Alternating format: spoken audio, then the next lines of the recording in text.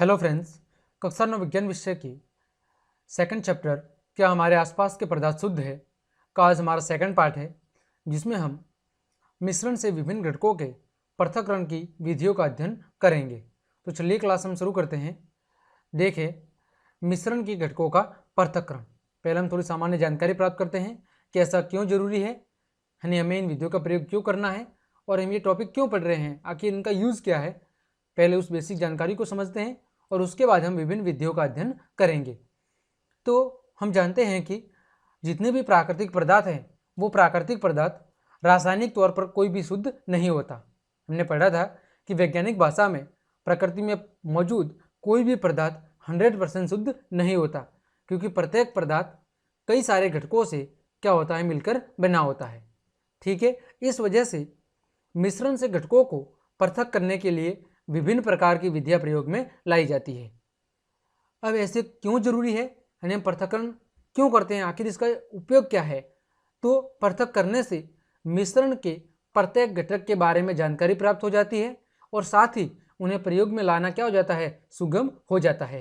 यानी जब हम मिश्रण में मौजूद उसके घटकों के बारे में जानकारी प्राप्त कर लेते हैं तो हमें प्रत्येक घटक के बारे में अच्छे से अध्ययन करने में और आसानी होती है।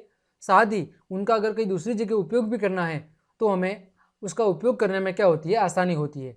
इस कारण से हमें मिश्रण के घटकों को पृथक करना जरूरी होता है, ताकि हम उनके बारे में अच्छे से जानकारी जुटा सके, उनका अच्छे से अध्ययन कर सके और उनके बारे में और अधिक प्रयोग कर सके। विषमांगी मिश्रण को साधारण भौतिक क्रिया द्वारा पृथक किया जा सकता है। हमने देखा था क्योंकि विषमांगी मिश्रण में अलग अलग प्रकृति के पदार्थ आपस में मिले होते हैं जो एक दूसरे के अंदर पूर्णतः नहीं घुलते। तो फिर ऐसे पदार्थों को हम साधारण भौतिक विधियों की मदद से भी एक दूसरे से अलग कर सकते हैं, जैसे हाथ से छूनकर अलग कर सकते हैं या छन्नी से छानकर, जो हम प्रतिदिन व्यवहार में लाते हैं। जैसे आपने घर पर भी देखा होगा, गेहूं से कंकड़ अलग करते हैं, ठीक है, पानी से अशुद्धियाँ अलग करते हैं। तो ये सारे क्या हैं, ये सारे विषमांगी मिश्रण हैं जिनको हम साधारण भौतिक विधि से भी अलग कर सकते हैं। लेकिन सभी मिश्रणों को हम ऐसी विधियों से अलग नहीं कर सकते। तो कभी कभी मिश्रण से घटकों को पृथक करने के लिए कुछ विशेष तकनीकों को प्रयोग में लाया जाता है। ठीक है, अब वो तकनीकें या विधियाँ कौन सी है, उनके प्रयोग कब होता है और वो प्रयोग कैसे किया जाता है, उनके बारे में हमें पढ़ना है। तो चलिए हम शुरू करते हैं। सबसे पहली विधि हमारे पास है, वो है वाष्पीकरण। आप सबने पढ़ा होगा वाष्पीकरण क्या होता है, द्रव का वाष्प में बदलना। वाष्पीकरण क्या होता है, द्रव का वाष्प में बदलना, यानी कि मिश्रण के अंदर कोई दो ऐसे पदार्थ मिले हुए हैं जिसमें एक का वाष्पीकरण होता हो और दूसरे का नहीं होता हो, तो फिर ऐसे मिश्रण में से हम उन घटकों को आसानी से इस विधि द्वारा अलग कर सकते हैं। देखें, इसका मूल सिद्धांत क्या है कि जब मिश्रण के दो पदार्थों में से एक पदार्थ का वाष्पीकरण होता हो, जब मिश्रण के दो पदार्थों में से एक का वाष्पीकरण होता हो, तो फिर ऐसे मिश्रण को हम वाष्पीकरण विधि द्वारा आसानी से अलग कर सकते हैं। ठीक है, ऐसे मिश्रण में उपस्थित घटकों को हम वाष्पीकरण विधि द्वारा आसानी से अलग कर सकते हैं। जैसे एक पदार्थ का क्वथनांक दूसरे से क्या हो, कम हो। क्वथनांक का मतलब क्या होता है, वह ताप जिस पर कोई द्रव पदार्थ वाष्प में बदलता है, यानी जिस तापमान पर द्रव वाष्प में बदलता है उस तापमान को कहा जाता है क्वथनांक। तो जब मिश्रण में मौजूद एक पदार्थ का क्वथनांक दूसरे से क्या हो, कम हो, तो जिसका क्वथनांक कम होगा वो जल्दी से क्या हो जाएगा, वाष्पित हो जाएगा। तो फिर जो पदार्थ जल्दी वाष्पित हो जाएगा वो अलग इकट्ठा हो जाएगा, यानी पृथक हो जाएगा, और दूसरे वाला अलग पात्र में इकट्ठा हो जाएगा। देखें, इसका सामग्री हम जो उदाहरण ले रहे हैं उसमें सामग्री कौन सी है, रंग डाई। ठीक है, रंग है, पानी है, बीकर है और वॉच ग्लास है। इसका हम अनुप्रयोग क्या कर रहे हैं, यानी प्रयोग क्या कर रहे हैं कि जब हम पानी में मिले रंग को गर्म करते हैं तो पानी क्या हो जाता है, वाष्पित हो जाता है और रंग वॉच ग्लास में ही रह जाता है। आया समझ में कि जब हम पानी में मिले हुए रंग को गर्म करते हैं, यानी पानी के अंदर रंग मिला हुआ है, इस मिश्रण को जब हम गर्म करते हैं तो पानी क्या हो जाता है, वाष्पित हो जाता है और जो रंग है वो उस वॉच ग्लास में रह जाता है। देखिए इसका चित्र, ये आपके सामने चित्र है कि जब यहाँ पर एक बर्नर लिया गया है, बर्नर की सहायता से इसे गर्म किया जाएगा। ठीक है, फिर यहाँ पर ये बीकर है जिसमें मिश्रण भरा हुआ है, और यहाँ पर ये वॉच प्लग है, और यहाँ पर देखो ये स्याही है। जब इस मिश्रण को गर्म किया जाएगा, ये देखो यहाँ पर जल और स्याही मिली हुई है बीकर में। जब इस मिश्रण को गर्म किया जाएगा तो क्या हो जाएगा, जल का धीरे धीरे क्या हो जाएगा, वाष्पन हो जाएगा, क्योंकि जल 100 डिग्री सेल्सियस पर क्या होगा, उबलना शुरू हो जाएगा। तो जब तापमान 100 डिग्री सेल्सियस हो जाएगा तो पानी वाष्प बनकर उड़ने लग जाएगा, और जो स्याही है, जो रंग है, वो इस बीकर या वॉच ग्लास में क्या हो जाएगा, इकट्ठा हो जाएगा। तो इस प्रकार पानी अलग हो गया और रंग भी अलग हो गया। तो इस प्रकार वाष्पीकरण विधि से हम उन पदार्थों को अलग कर सकते हैं जिस मिश्रण में एक पदार्थ का वाष्पीकरण होता हो और दूसरे का ना होता हो। उम्मीद करता हूं आपको वाष्पीकरण विधि अच्छे से समझ में आई होगी।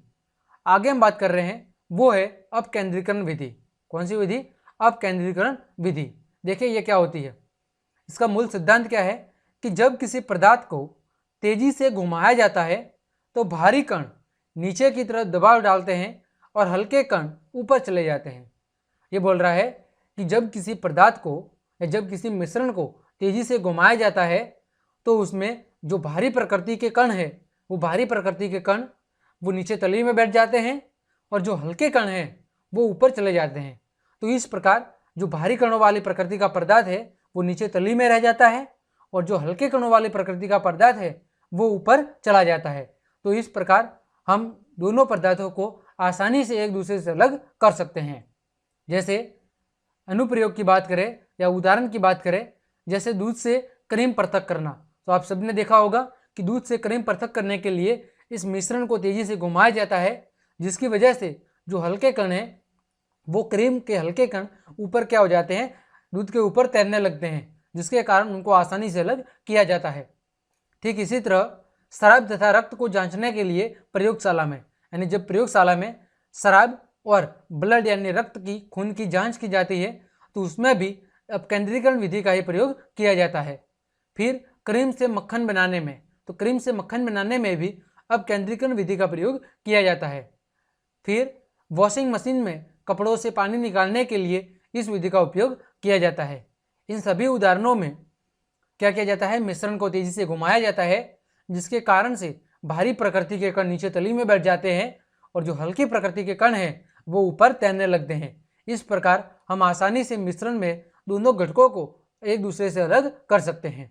जैसे चित्र भी आपको दिख रहा है कि भारी कण यहाँ देखो नीचे तली में शेष रह जाते हैं, हल्के कण यहाँ बीच में मध्यम स्थिति में, जबकि जो बहुत हल्के कण हैं वो सबसे ऊपर क्या होते हैं, तैरने लगते हैं। इस प्रकार सभी पदार्थों को हम उनके कणों की प्रकृति के आधार पर एक दूसरे से पृथक कर सकते हैं। आगे देखें, तीसरी विधि है पृथक्करण कीप विधि। कौन सी विधि? पृथक्करण कीप विधि। अब ये विधि काम कब आती है? देखें इसका मूल सिद्धांत क्या है। दो अघुलनशील द्रव, कैसे? अघुलनशील द्रव जो एक दूसरे में नहीं घुलते, ठीक है, जो दोनों एक साथ नहीं घुल सकते, को आसानी से पृथक्करण कीप द्वारा अलग कर सकते हैं। यानी हम इस विधि द्वारा ऐसे मिश्रण या ऐसे द्रव पदार्थों को अलग कर सकते हैं जो कैसे हो, अघुलनशील द्रव हो, यानी जो दोनों एक साथ एक दूसरे में नहीं घुल सकते। ठीक है, ऐसे मिश्रण को हम पृथक्करण की विधि द्वारा अलग कर सकते हैं। देखो कैसे। पृथक्कारी कीप का स्टोर कॉर्क खोलने से पानी दूसरे बीकर में इकट्ठा कर सकते हैं तथा पहले बीकर में बचे तेल को इकट्ठा कर सकते हैं। यानी यहाँ पर जो हम उदाहरण ले रहे हैं वो किसका ले रहे हैं, पानी से तेल को अलग करने का। यहाँ पर पानी और तेल के मिश्रण में से हम पानी को अलग कर रहे हैं और तेल को अलग कर रहे हैं। अब सब जानते होंगे कि पानी और तेल कैसे दोनों अघुलनशील है, यानी तेल कभी भी पानी के अंदर नहीं घुलेगा। इस वजह से ऐसे मिश्रण को अलग करने के लिए हम पृथक्करण की विधि का प्रयोग करते हैं। देखिए इसका चित्र, ये इसका चित्र है जिसमें आपको सबसे ऊपर जो दिख रहा है वो पृथक्कारी कीप है, ये वाला, जिसमें हमने सबसे पहले मिश्रण को भरा होगा। ठीक है, मिश्रण को भरने के बाद ये यहाँ पर इसका स्टोर कॉर्क है।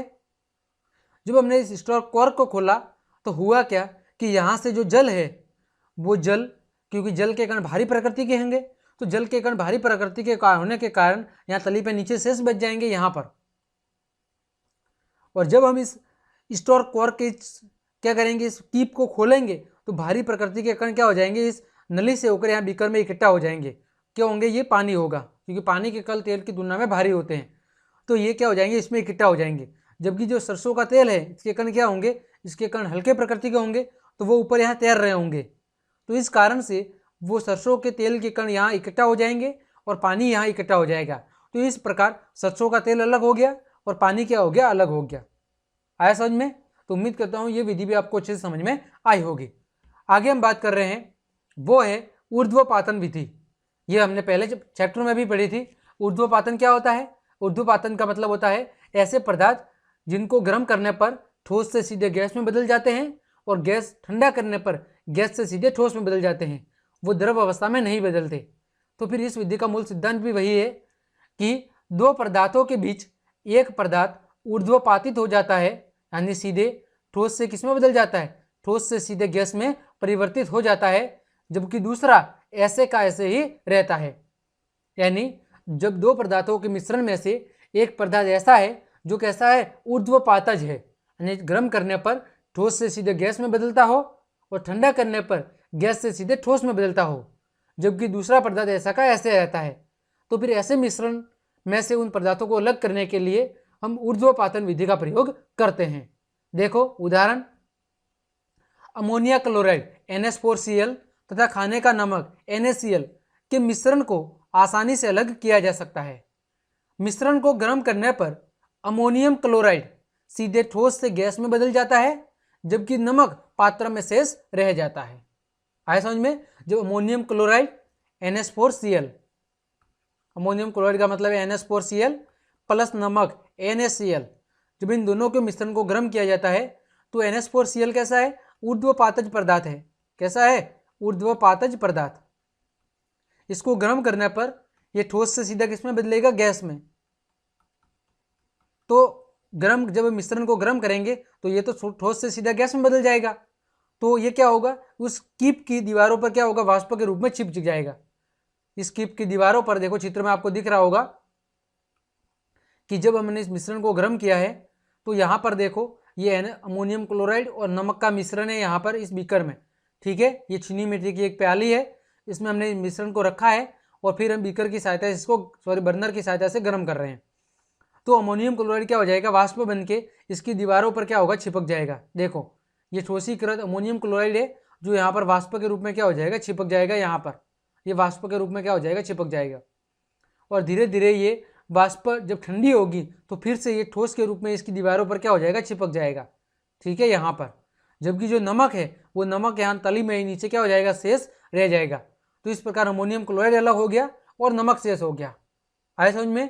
तो ऊर्ध्वपातन विधि का प्रयोग ऐसे पदार्थों को अलग किया जाता है जिसमें एक पदार्थ ऊर्ध्वपातन का गुण दर्शाता हो, जबकि दूसरा पदार्थ ऊर्ध्वपातन का गुण नहीं दर्शाता हो। चलिए आगे हम बढ़ रहे हैं। इसके अनुप्रयोग की बात करें हम तो अनुप्रयोग में वही बात लिखी गई है कि जैसे कपूर, नेप्थिलिन की गोलियां, एंथ्रासिन, अमोनियम क्लोराइड, ये सारे ऊर्ध्वपातन के गुण को दर्शाते हैं। अतः इस विधि द्वारा हम ऐसे पदार्थों को अलग कर सकते हैं। अगली विधि है वो है क्रोमेटोग्राफी विधि। कौन सी? क्रोमेटोग्राफी विधि। यह एक ऐसी विधि है जिसका प्रयोग उन विलय पदार्थों को पृथक करने में होता है जो एक ही प्रकार के विलायक में घुले होते हैं। यानी इसमें विलय पदार्थ एक से अधिक है और विलायक एक ही है। विलय पदार्थ क्या होते हैं? घुलने वाले पदार्थ। जैसे हम पानी के अंदर शक्कर को घोल रहे हैं तो चीनी क्या है? विलय है और विलायक क्या है? जल है। तो यहाँ पर विलय पदार्थ एक से अधिक होंगे और विलायक कितना होगा? एक होगा। तो फिर ऐसे मिश्रण में से पदार्थों को अलग करने के लिए हम क्रोमेटोग्राफी विधि का प्रयोग करते हैं। देखो जैसे प्रयोग, किसी सोखने वाले फिल्टर पेपर की सहायता से जब पानी, जो कि यहाँ पर विलयन है, के कण ऊपर की ओर दो अलग अलग रंग के साथ जाते हैं तो क्रोमेटोग्राफी पेपर द्वारा दोनों पृथक हो जाते हैं, क्योंकि दोनों रंग अलग अलग गति से सोख लिए जाते हैं। जैसे उम्मीद कीजिए जल के अंदर कई रंगों वाला एक मिश्रण मिला हुआ है। क्या मिला हुआ है? जल के अंदर कई रंगों वाला एक मिश्रण मिला हुआ है। अब इस मिश्रण को हम जब इस क्रोमेटोग्राफी पेपर की सहायता से गुजारेंगे तो जो मिश्रण के कण हैं वो इस क्रोमेटोग्राफी पेपर में जैसे जैसे ऊपर चढ़ते जाएंगे, ठीक है, तो वैसे वैसे होगा क्या, इस क्रोमेटोग्राफी पेपर द्वारा उस कणों को अलग अलग गति से सोख लिया जाएगा। इसमें जो अलग अलग रंग के जो कण हैं, उन अलग अलग रंग के कणों को क्रोमेटोग्राफी पेपर द्वारा अलग अलग समय पर क्या होगा, सोख लिया जाएगा। इस प्रकार सभी रंग है वो उस जल से क्या हो जाएंगे, अलग हो जाएंगे।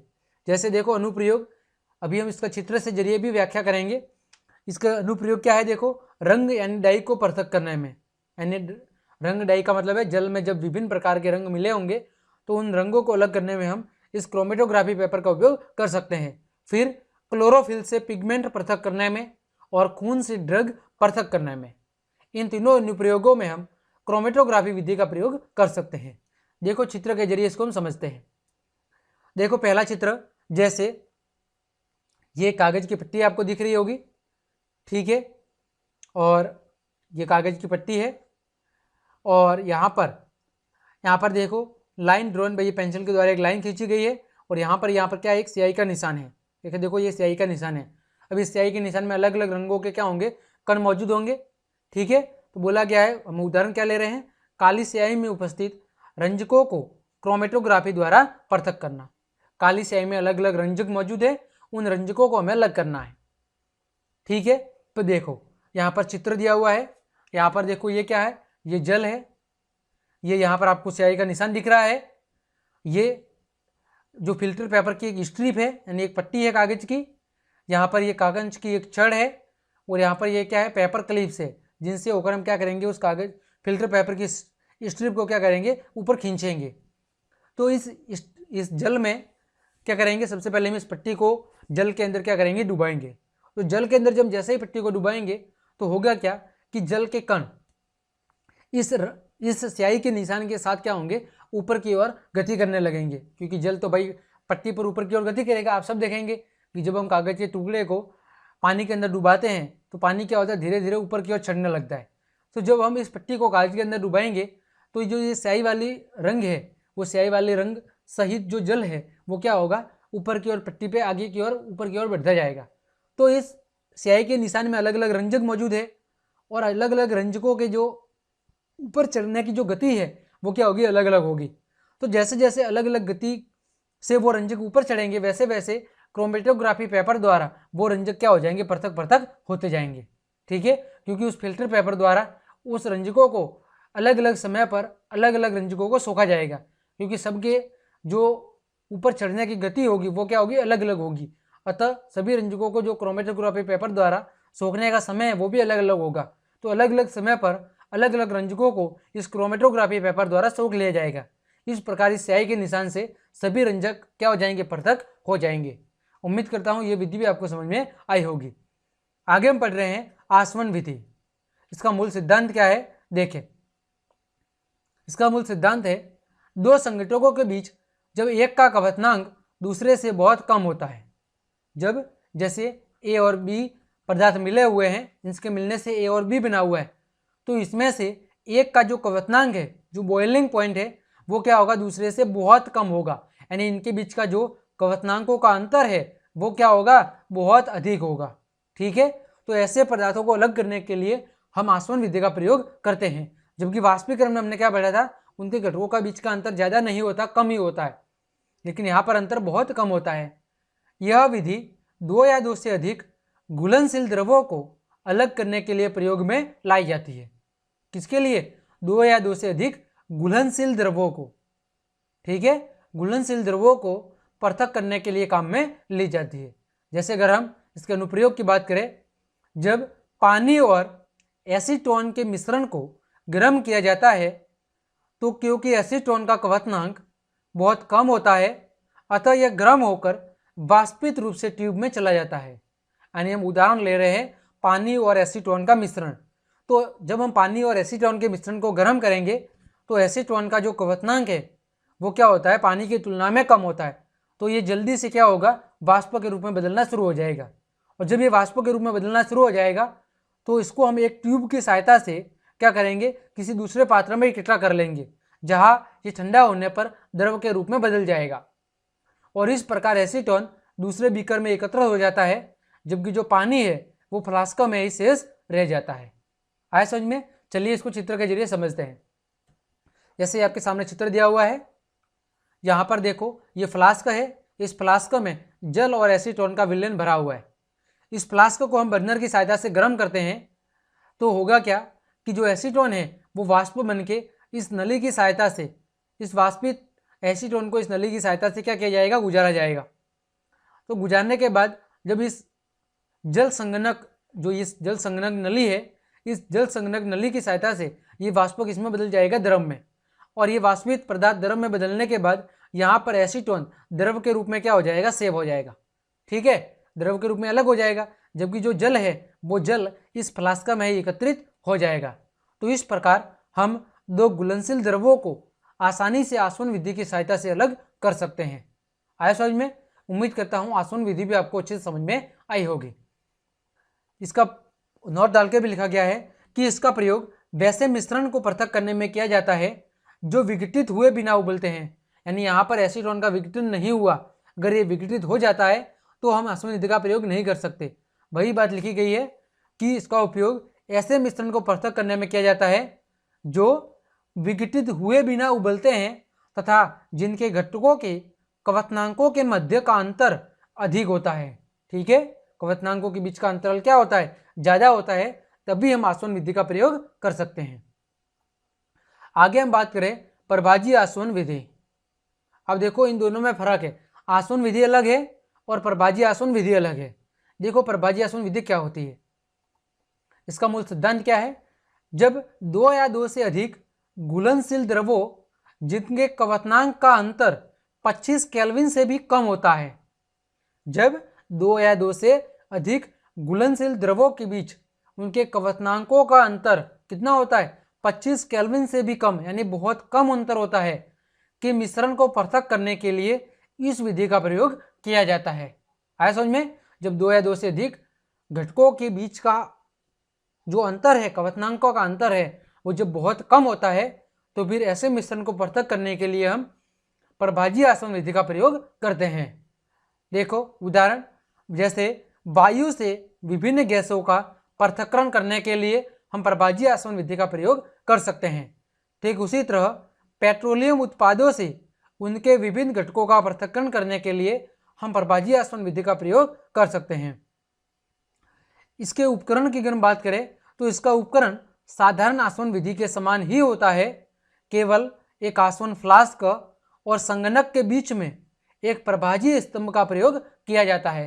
यानी इसके उपकरण आसवन विधि की समान ही है, बस फर्क क्या है कि यहाँ पर एक जो आसवन फ्लास्क है, यहाँ पर जो आसवन फ्लास्क है और यहाँ पर जो जल संगणक नली है, इसके बीच में प्रभाजी स्तंभ का उपयोग किया जाता है, जबकि वहाँ पर आसवन विधि में इस प्रभाजी कॉलम का प्रयोग नहीं किया गया था।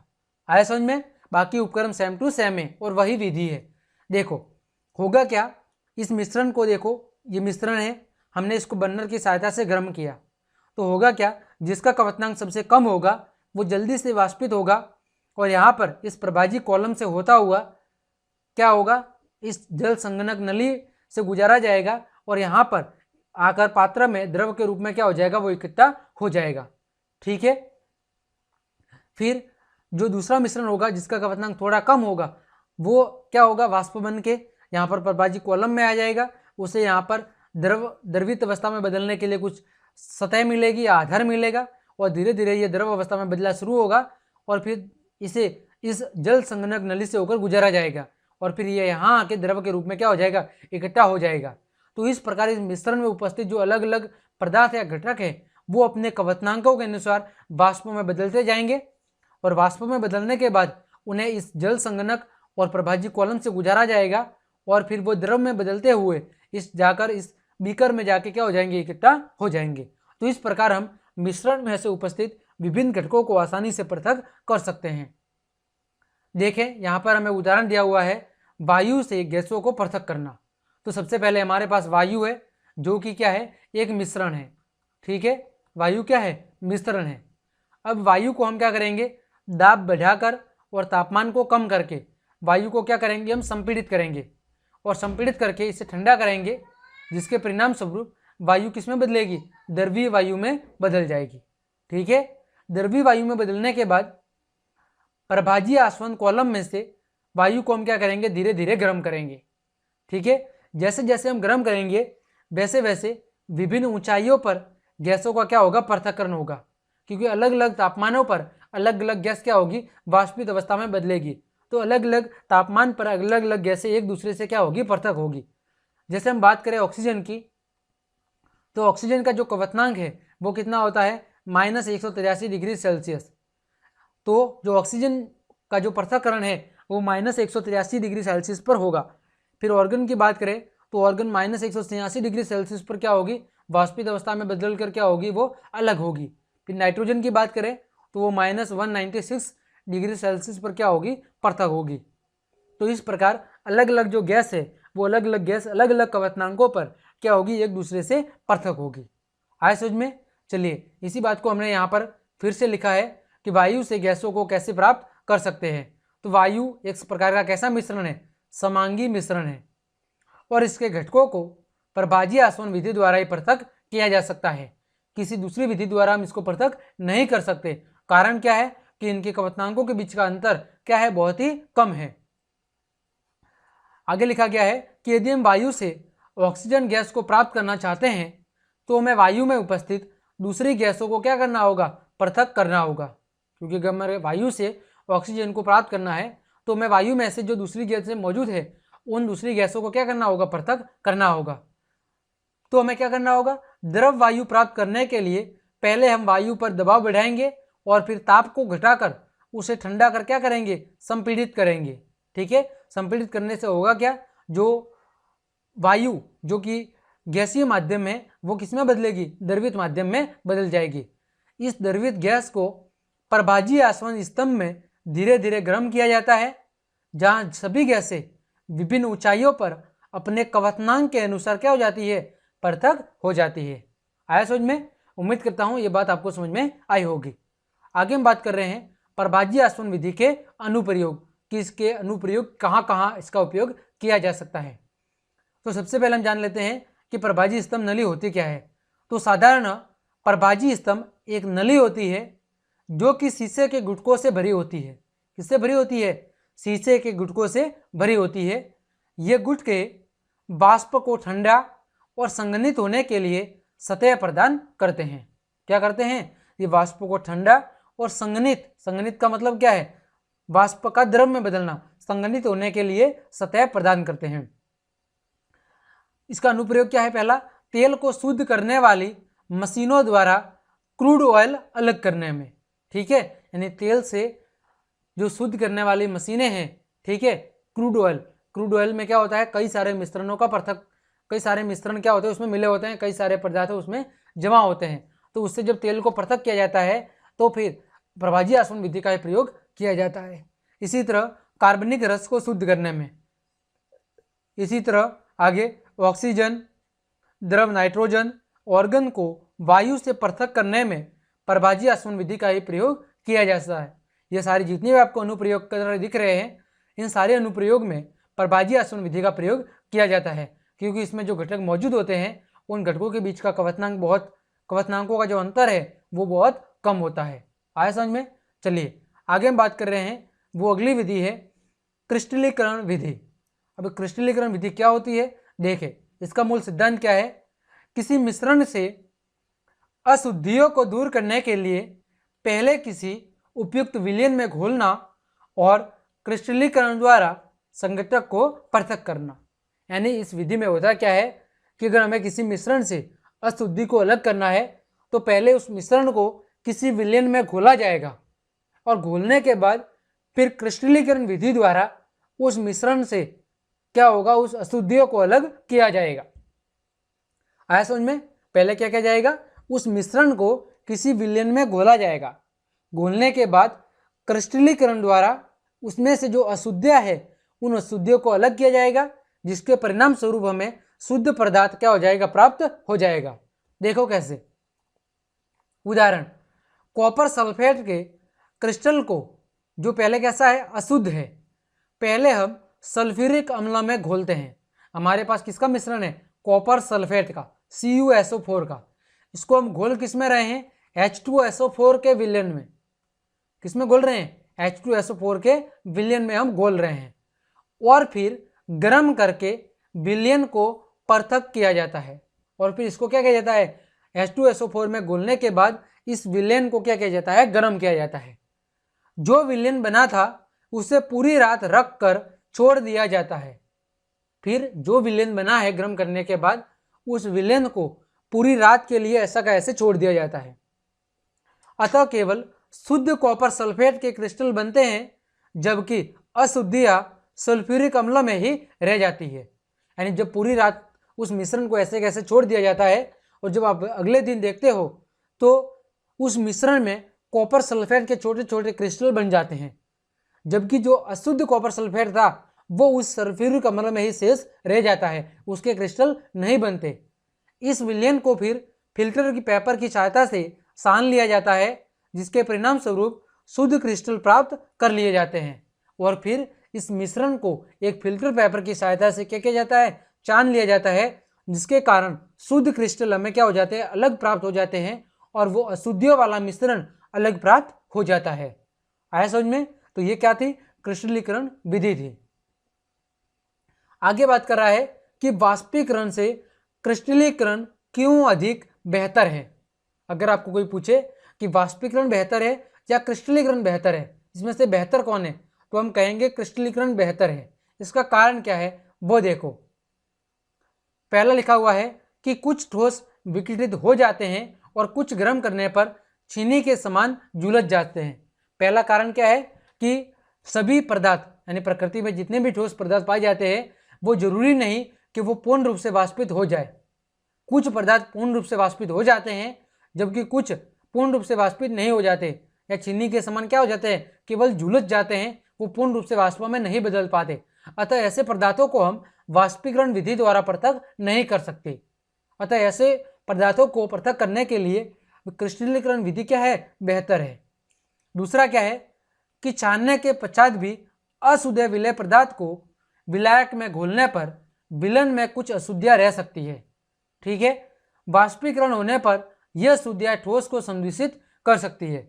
यानी दूसरा क्या है कि छानने के बाद अगर हम छान रहे हैं तो हो सकता है कि कभी कभार विलयन में कुछ अशुद्धियां रह जाती है, और अगर ये अशुद्धियां वाष्पीकरण होने पर अगर ये अशुद्धियां रह जाएगी तो वो क्या करेगी, उस ठोस पदार्थ को भी क्या करेगी, उस ठोस पदार्थ को भी संदूषित कर देगी। संदूषित का मतलब क्या है कि उसे दूषित कर देगी, ताकि इससे हो गया क्या कि जो ठोस पदार्थ था वो भी क्या हो जाएगा, फिर से अशुद्ध हो जाएगा। तो वाष्पीकरण की तुलना में जो क्रिस्टलीकरण है वो क्या है, बेहतर है।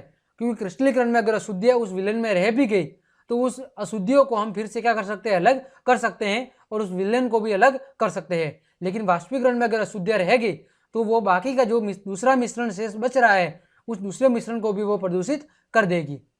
आया समझ में? चलिए उपयोग की बात करें हम तो समुद्री पानी से नमक को साफ करना, समुद्री पानी से नमक को साफ करना। दूसरा क्रिस्टल को पृथक करना, जैसे कॉपर सल्फेट फिटकरी, कॉपर सल्फेट फिटकरी, जिन क्रिस्टल में अशुद्धियां विद्यमान होती है। इन सभी प्रकार के अनुप्रयोगों में वाष्पीकरण की तुलना में क्रिस्टलीकरण बेहतर होता है। आया समझ में? चलिए आगे हम बात कर रहे हैं, जैसे जल घर में जल शुद्धि निकाय, यानी जल घर में जो जल शुद्धि निकाय होता है, यानी हमारे घरों तक जो जल शुद्ध होकर आता है, वो जल शुद्धिकरण की प्रक्रिया भी क्रिस्टलीकरण प्रक्रिया के जरिए होकर होती है। इस प्रक्रिया में किसका उपयोग किया जाता है, क्रिस्टलीकरण प्रक्रिया का उपयोग किया जाता है। देखो जैसे ये जल भंडार है जहाँ पर जल इकट्ठा है, यहाँ से ये पाइप लगा हुआ है और यहाँ पर एक तलहट टैंक लगा हुआ है। ठीक है, इस तलहट टैंक में क्या होगा, इस जल में जो अशुद्धियाँ, मोटे कणों वाली अशुद्धियाँ होगी वो अशुद्धियाँ नीचे बैठ जाएगी। ठीक है, और जो शुद्ध जल होगा, यहाँ पर देखो, यहाँ पर जो पाइप है, जल निकासी पाइप है, वो ऊपर लगाया गया है ताकि जो गंदगियाँ है वो गंदगियाँ या नीचे तली में बैठ जाए, और जो शुद्ध जल है, ठीक है, वो शुद्ध जल यहाँ से होकर रवाना हो जाए दूसरे वाले टैंक में। फिर यहाँ पर ये भार या लोडिंग टैंक है, और यहाँ पर निलंबित अशुद्धियों के तलहट के लिए, यानी कि जो यहाँ से कुछ अशुद्धियाँ रह गई है वो अशुद्धियाँ इस टैंक में क्या होगी, पृथक की जाएगी। ठीक है, यानी इसमें जो भारी कण होंगे, ज़्यादा भारी कण, वो यहाँ पर तलहटी में बैठ जाएंगे।